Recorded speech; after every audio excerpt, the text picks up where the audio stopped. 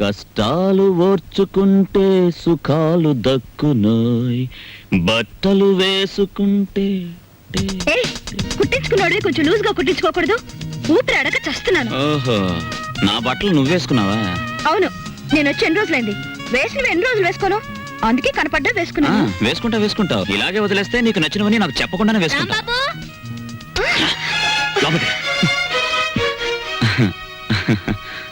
ఎంత బిల్డింగ్ దొరికితే మాత్రం కాఫీ హోటల్ వదిలేయాలా? నువ్వు లేక ఆంజనేయులు వ్యాపారం పడిపోయి ఒకటే ఏడుపరుగు వెనక్కి తిరుగు. ఆ బుజ్జినేమో హాస్పిటల్ వదిలేసి వచ్చావు, చుట్టపు చూపుగా వచ్చిపోతావు. అసలు ఏమన్నా ఆలోచన ఉందా? అది సరే గానీ నేను ఇక్కడ ఉన్నట్టు నీకెలా తెలుసు? ఎందుకు వచ్చా? తందనాలాడదామని కొడతా. నిన్ను కలుసుకోవాలని, నిన్ను కలుసుకొని ఆ కాఫీ హోటల్ విషయము మీ చెల్లెల విషయం చెప్పిపోదామని వెతుక్కుంటూ వచ్చాను. చూడమ్మా, ఏనన్నా నేను ఇక్కడ ఉన్నట్టు ఎవ్వరికి చెప్పకమ్మా. చెప్పుద్దో? సర్లే చెప్పనులే గాని కొత్త పుస్తకాలు వచ్చినాయి, ఇవ్వనా? ఇప్పుడు తర్వాత తీసుకుంటాను. ఇస్తానన్నప్పుడేమో తీసుకోవు, లేనప్పుడేమో అడుగుతావు. నువ్వు అడిగినప్పుడు నేను ఇవ్వకపోతే నాకు బాధ. ఇప్పుడు మూడ్ లేదమ్మా. పర్వాలేదు, తీసుకో. లేవమంటుంటే ఎవతే నువ్వు? ఈ అమ్మాయితో పెట్టుకోకు. ఈ అమ్మాయి ఎవరో తెలుసా? ఎవరు? ఈ హౌస్ ఓనర్ కూతురు. పిచ్చిది.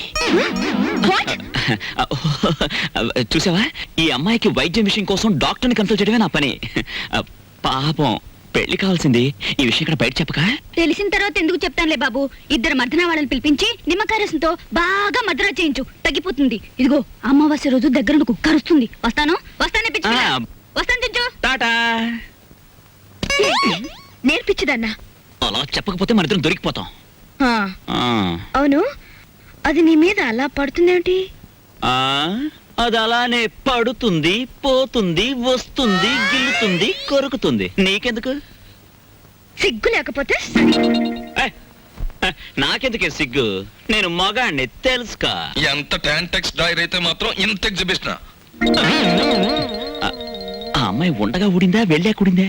ఉండగానే ఊడింది. అది మ్యాటర్. ఆయన ఎక్కడున్నా ఇంటికి తిరిగి వచ్చేలా చూడు స్వామి.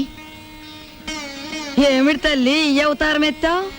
ఏం లేదత్తయ్య, ఆయన ఇంటికి వస్తే నెల రోజులు పూజ చేసి దంపతులిద్దరం నడుచుకుంటూ కొండకొస్తామని మొక్కుకున్నానత్తయ్య. వాడు ఇంట్లో ఉన్నంతసేపు ఈ ఇంట్లో ఒక్కళ్ళైనా వాడిని మనిషిగా చూశారా? వాడు బయటికి వెళ్ళగాని వాడి ఇంటికి తిరిగి రావాలని మొక్కుకుంటే వస్తాడంటే పిచ్చిదాన.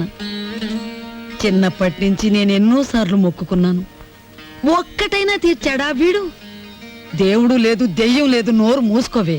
ఈ సంగతి తెలుసుకోలేకే నా కొడుకు సంపాదనలో సగం పూజలకని ఈడి యదాను కొట్టాను. సభాషమ్మమ్మా, కనీసం ఇప్పటికైనా నువ్వు నాస్తికురాలుగా మారినందుకు నాకు చాలా ఆనందంగా ఉంది. నా మాట వింటే ఇంకా నిన్ను అభ్యుదయవాదిగా మారుస్తాను. మనిషికి అన్నం ముఖ్యం కాదమ్మమ్మా, ఆదర్శం ముఖ్యం. నోరు మొయ్యరా బెదవా. వాడెంతో కష్టపడి ఎవరి కాళ్ళలో పట్టుకుని ఉద్యోగం వేయిస్తే వద్దు పమ్మని తిరగొట్టిన నీకు ఆదర్శమా? ఈ కష్టకాలంలో ఆ ఉద్యోగం ఏముంటే పట్టాడు అన్నం పెట్టేదిగా. ఓడ డబ్బా అయిపోయి వారం రోజులైంది. ఆడుంటేనేనమ్మా ఈ సోకులు, ఈ పౌడర్ డబ్బాలున్ను. ఆడు లేకపోతే మన బతికేంటో తెలిసిందిగా. ఇక పదండి, ఆడెక్కడున్నాడో ఎతికి ఆడి కాళ్ళు పట్టుకుని ఇంటికి తీసుకొద్దాం.